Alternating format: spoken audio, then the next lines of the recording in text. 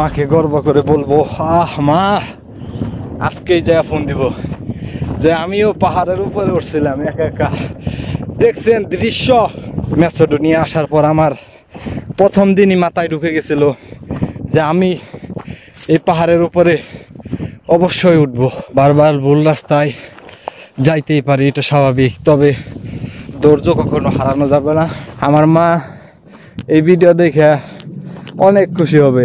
আমার এবং আপনার দ্বারা অবশ্যই সম্ভব, আমাদের জয় করতেই হবে। আসসালামু আলাইকুম, আমি সুলতান নর্থ ম্যাসেডোনিয়া থেকে বলছি। আজকে দেখেন এই যে আমাদের গোস্তিবাড়ির পাশে একটি গ্রাম, সেই গ্রামে আজকে আমি একাই ঘুরতে আসলাম, যেহেতু আজকে রবিবার, বন্ধের দিন। আজকে দেখব ওই দিকে কি আছে বা কিভাবে ওই জায়গায় যাওয়া যায়। চলেন আজকে একসাথে আমরা ওই জায়গায় যাই।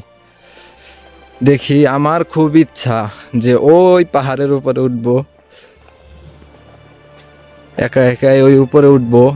আমার ইচ্ছা ওই পাহাড়ের উপরে ওঠার। এই যে দেখেন গ্রাম, নর্থ ম্যাসেডোনিয়ায় এই গোস্তিবাড়ির পাশে আমি একাই ঘুরতে আসছি।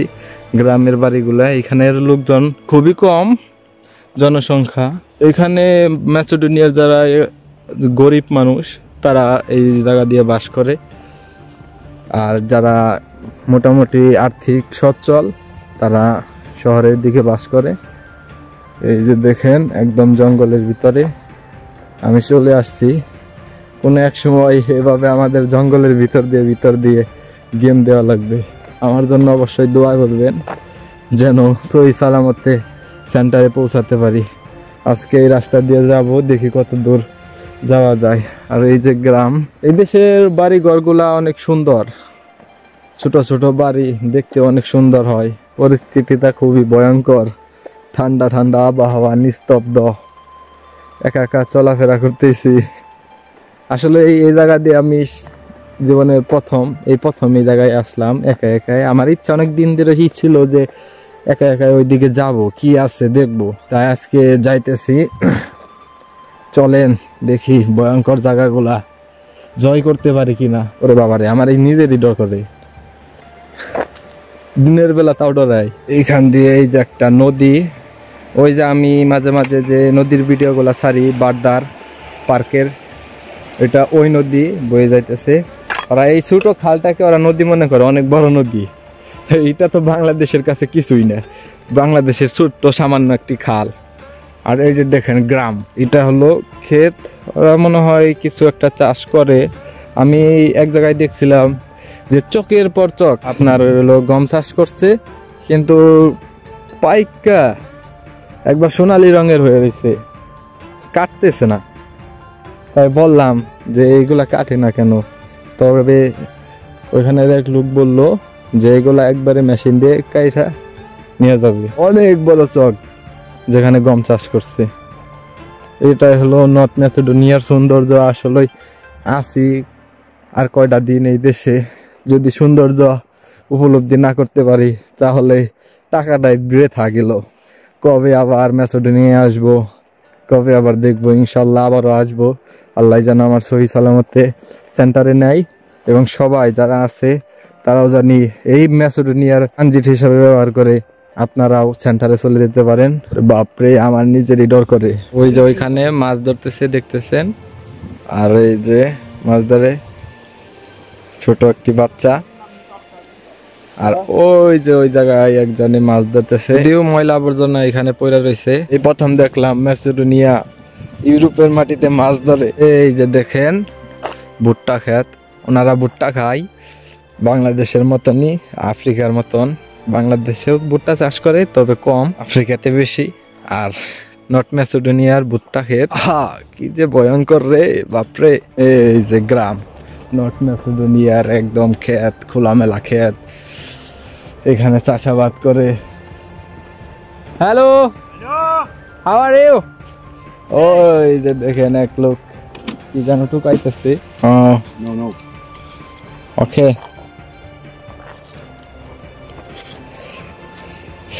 উনি কিছু একটা টুকাইতেছে।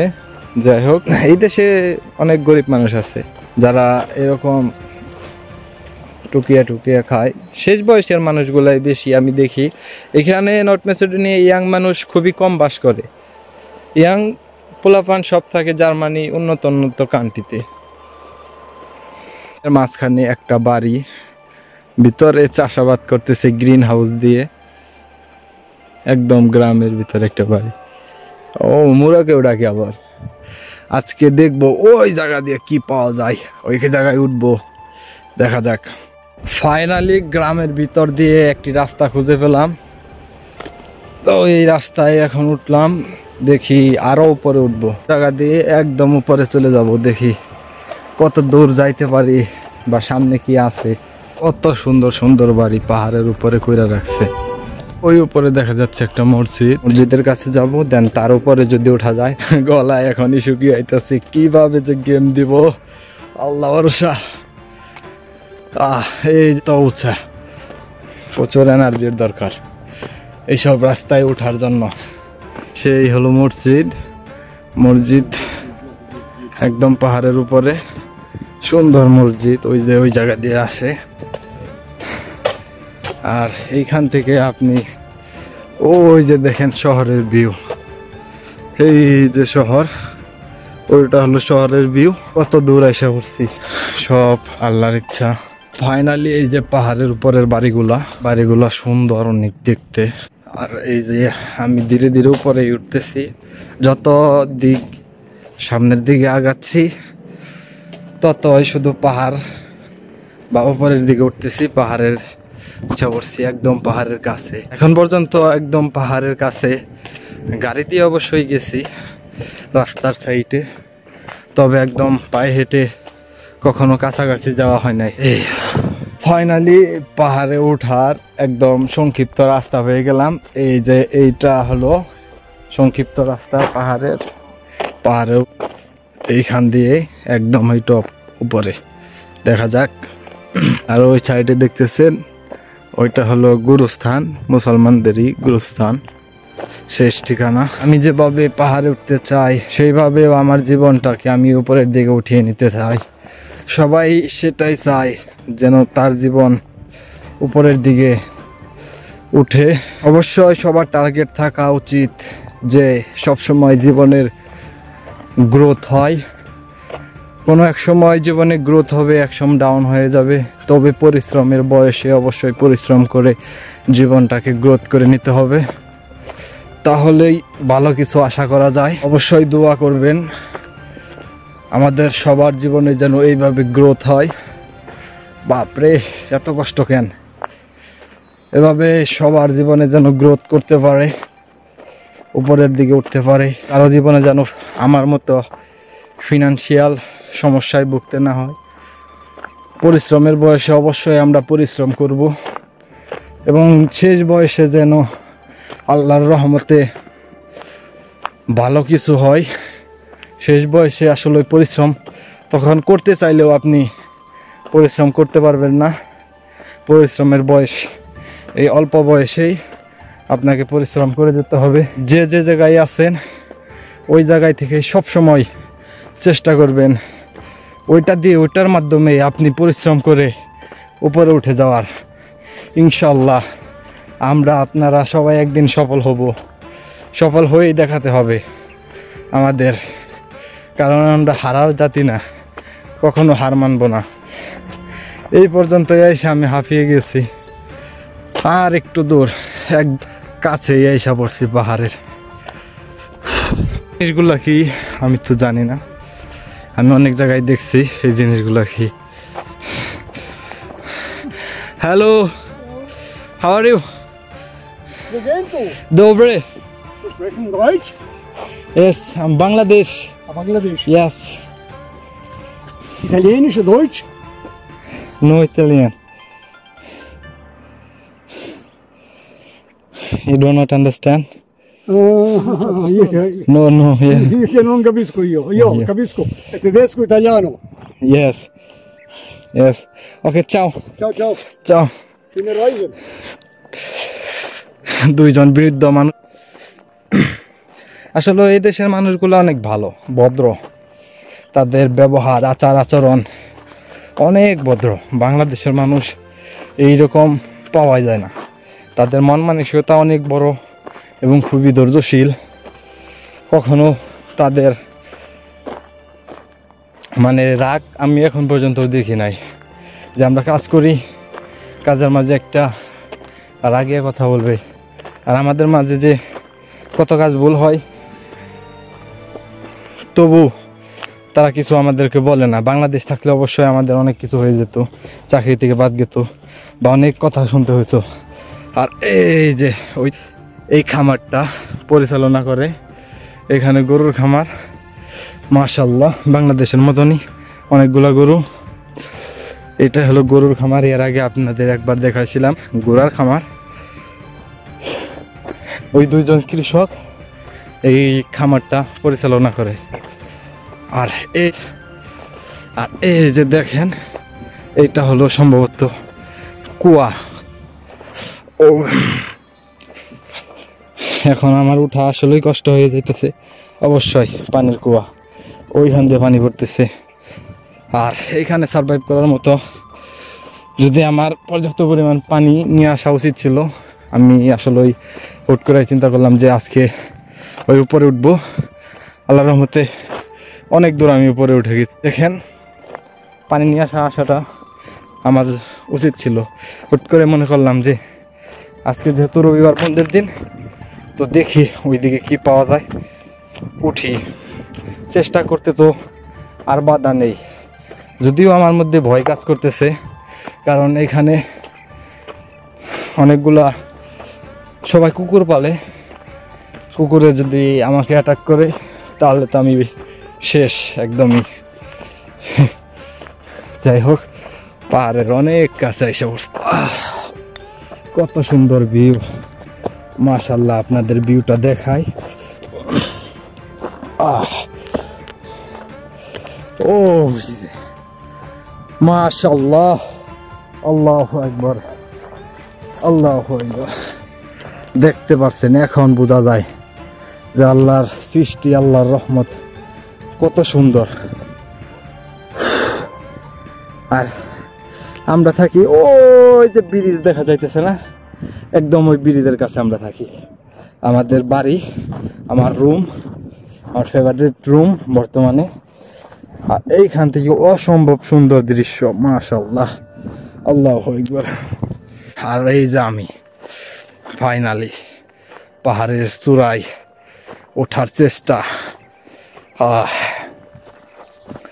আলহামদুলিল্লাহ, আলহামদুলিল্লাহ, সুম্মা আলহামদুলিল্লাহ। ম্যাসেডোনিয়ায় না আসলে বুঝতেই পারতাম না এইরকম সুন্দর দৃশ্য আমাকে দেখতে হবে। বাংলাদেশ আসলেই এরকম ভিউ খুবই কম, তবে বাংলাদেশ সুন্দর। আমি আমার বাংলাদেশকে আমি অনেক ভালোবাসি, তবে এইখানে আরও সুন্দর দৃশ্য। আমার যখন বয়স অল্প, তখন আমার টাকার জন্য আমি এদিক সেদিক বন্ধু বান্ধবের সাথে আড্ডা দিতে পারি নাই, ঘুরতে যাইতে পারি নাই, কারণ আমার ওই পরিমাণ টাকা ছিল না। আমার বাবার খুবই কম টাকায় আমরা বড় হয়েছি, এবং আমাদের লেখাপড়ার খরচ তার চালানো কষ্টসাধ্য বিষয় ছিল। আমরা ভাই বোন 3 জন, সে একা কী করবে আমিও বুঝতে পারছি। আমি বড়, তবে আল্লাহর রহমতে এখন আল্লাহ আমাকে যে জায়গায় আনছে, এটা আসলে ওই বলার মতনই। আমার মা এই ভিডিও দেখে অনেক খুশি হবে, অবশ্যই অনেক খুশি হবে। আমি আজকে গর্ব করে বলতে পারবো যে তোমার ছেলেও পারে, অনেক কিছু সম্ভব তোমার ছেলেকে দিয়ে। অবশ্যই আমার মা আমার ভিডিও দেখে এবং এই ভিডিও দেখবে এবং দেখে মন ভরে দোয়া করবে, এইটাই আমি চাই। আমার মা আমার জন্য অনেক দোয়া করে, সেই ভিডিও দেখে অনেক খুশি হয়ে যাবে। ফাইনালি একদম পাহাড়ের কাছে। এটাও পাহাড়, এটা মাছ পাহাড়, আর এটা হলো টপ। অবশ্যই শেষ পর্যন্ত আমি যা দেখব কি আছে না আছে, ওই দিক দিয়ে উঠলে অবশ্যই ভালো হতো। অনেকটুকু উপরে উঠতে পারতাম। যাই হোক, আমি ওই দিকেই যাওয়ার চেষ্টা করব। এখান দিয়ে কোন জায়গা দিয়ে নামবো? আমি ওই জায়গায় ওঠার চেষ্টা করব। এখান দিয়ে এই পর্যন্ত উঠা যায়।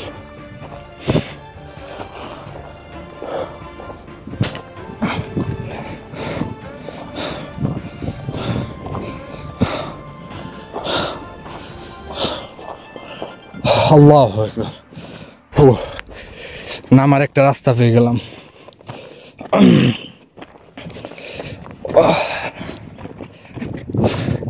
অবশ্যই আমার একটু কষ্ট হচ্ছে যাওয়ার, পেট ব্যথা করতেছে।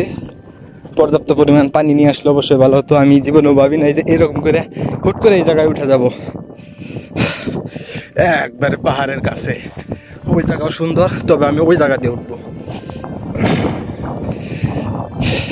আল্লাহু আকবার। একা একা আমি পারি, আমার দ্বারা সম্ভব। অবশ্যই আমি কিছুতেই ব্যর্থ হব না ইনশাল্লাহ, আল্লাহ যদি সহায় থাকে এবং মার দোয়া থাকে।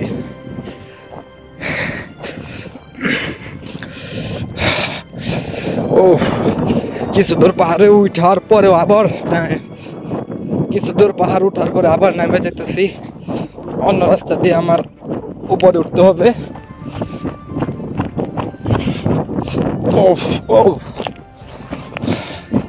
আরে রাস্তা মনে হয় ভুল। ওইদিকে যাওয়া কি ঠিক হবে? না, রাস্তা পেয়ে গেলাম। ভুল রাস্তায় যাওয়ার পর এই জীবনে সঠিক রাস্তায় যেন আল্লাহ নিয়ে আসে। বারবার ভুল রাস্তায় যাইতেই পারি, এটা স্বাভাবিক। তবে ধৈর্য কখনো হারানো যাবে না। ধৈর্য ধরে আল্লাহর রহমত নিয়ে অবশ্যই আমাকে এগিয়ে যেতে হবে। আমি পারবো, অবশ্যই পারবো, সম্ভব।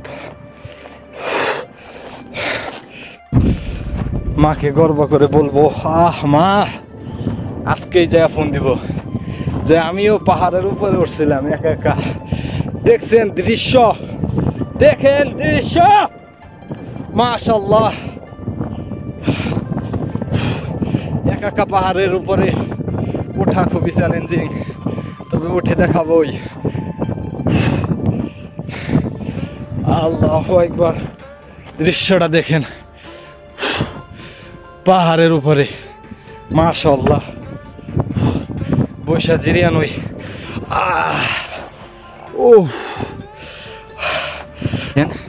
আর নিচের দিকে তাকালে মনে হয় অনেক উপরে উঠে গেছি। এটাই আমার দ্বারা সম্ভব। আমার স্বপ্ন পূরণ করতে যাইতেছি। ম্যাসেডোনিয়া আসার পর আমার প্রথম দিনই মাথায় ঢুকে গেছিল যে আমি এই পাহাড়ের উপরে অবশ্যই উঠব, উঠে দেখাবো। তবে সেটা ছিল শীতকালের টার্গেট। শীতকালে এই কোন পাহাড়ে জানো? শীতকালে এই একটা পাহাড়েই, আশেপাশের একটা পাহাড়েই স্কেটিং খেলা হয়। তখন আমি টার্গেট নিয়েছিলাম, টাকা যত লাগে আমি স্কেটিং করবই। তার আগে আমি পাহাড়ে উপরে উঠে গেলাম। আল্লাহু আকবার।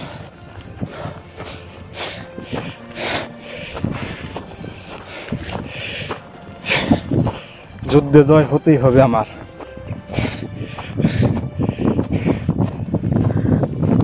ফাইনালি হিমালয় জয় করার মতনই আমার প্রচুর কষ্ট হচ্ছে।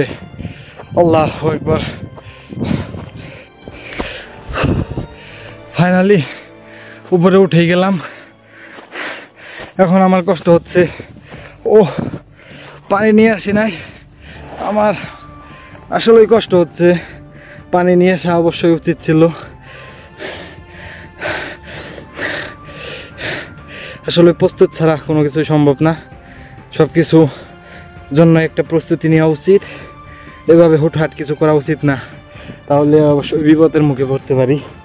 আর একদম পাহাড়ের উপরে, ওই পাহাড়ে অবশ্যই যাওয়াটা আমার জন্য রিস্ক হবে। ওইটা হইলো অনেক জঙ্গল, সাপ টাপ থাকতে পারে, এত সাহস হয় নাই ওইদিকে যাওয়ার। আর একটু উপরে উঠবো, দেন নেমে যাব। আর এই দেখেন নিচের ভিউ।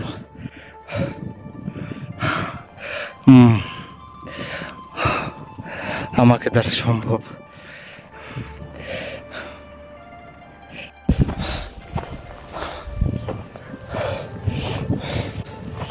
উপরের দৃশ্য মাশাআল্লাহ অনেক সুন্দর।